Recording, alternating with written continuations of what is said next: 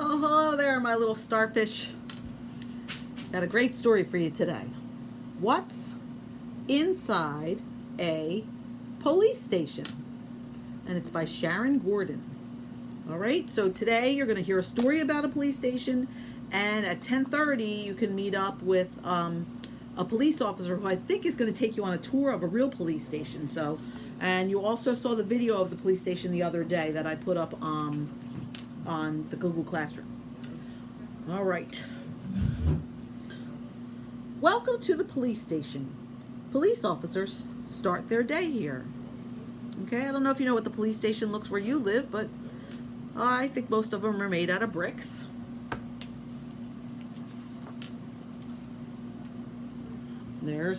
There are many offices inside the police station.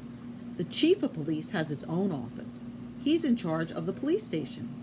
He plans the day's work for the police officers. So see, he doesn't really look like a police officer, but he was, but now he's the chief of police, so he stays in the police station all day. Oh, there's a lady. A dispatch center is inside the police station. The dispatcher takes emergency calls. She tells the officers what happened and where to go.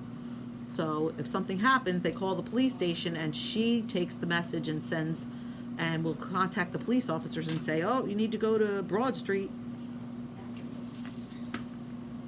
There's the computer room. That's a very old computer, huh? This must be an old book. In the computer room, officers can get maps and directions.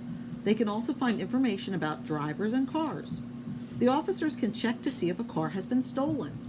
All right, now they don't have to do that in the police station. They actually have computers right in their cars. So this is an old book, but technology has come a long way. People with all kinds of problems come to the front desk. Some come to complain about a noisy neighbor. Others have lost something important. The officers know how to help.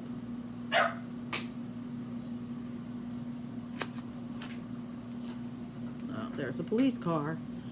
Some police stations have a harbor patrol.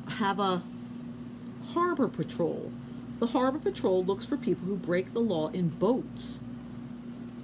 Police boats also help rescue people who have had an accident on the water. All right, so there's a police boat too. So I guess if your town had a lake, they would need to have a police boat. Uh-oh, there's a bad guy. Police officers try to catch people who have broken the laws. Breaking the law is called a crime. A person who breaks the law is a criminal. When the police arrest him, he's taken to the police station. Okay, I wonder what he did. You know, maybe he tried to steal something, or maybe he broke something, or maybe he got in an accident that was his fault. Inside the station, the officers ask the suspect questions and write a report. See, so they're asking him questions. They keep the reports in a file so other officers can read them. See, they have these file cabinets, but now it's probably all done on the computer.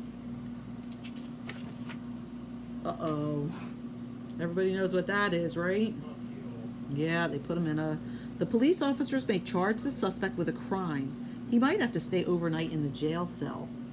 You don't want to do that. That doesn't look like fun at all.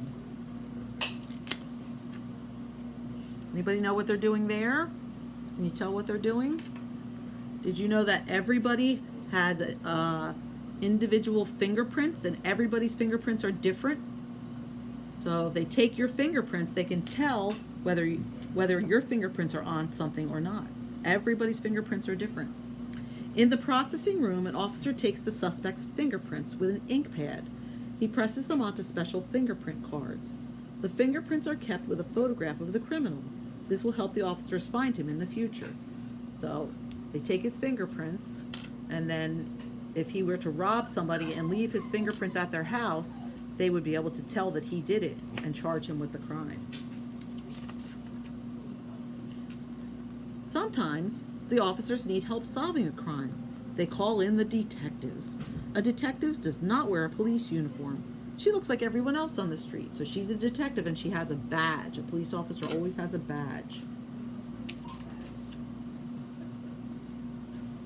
The detective questions the suspect.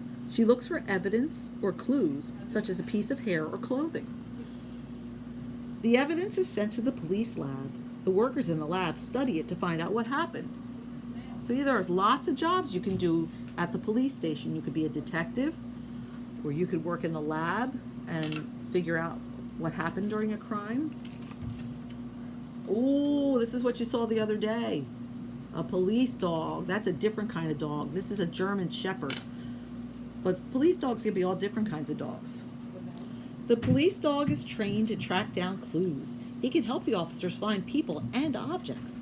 The police dog is always ready to get to work. We saw that with Corey, right? Corey was a police dog.